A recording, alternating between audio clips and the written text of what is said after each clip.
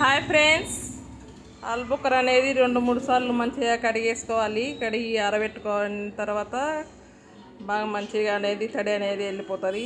ఆ విధంగా ఇది కొంచెం లైట్గా మాగింది కాబట్టి పుల్ల పుల్లగా ఉంటుంది. ఇది రెడ్గా ఉంది చూడండి, అది అనేది తీయగా ఉంటుందండి ఆల్బుకర్ అనేది.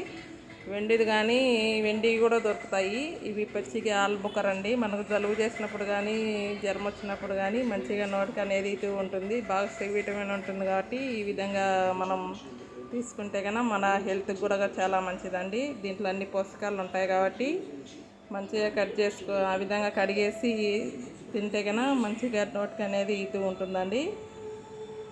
చూడండి, పచ్చిది అది కట్ చేసి చూపించాను. మా ఇది కూడా బాగా మంచిగా మా ఇది కూడా చూపిస్తా చూడండి. బాగా అది అనేది తీయగా ఉంటుంది, ఇది అనేది కొంచెం పుల్లగా అనేది ఉంటుంది. బాయ్ అండి.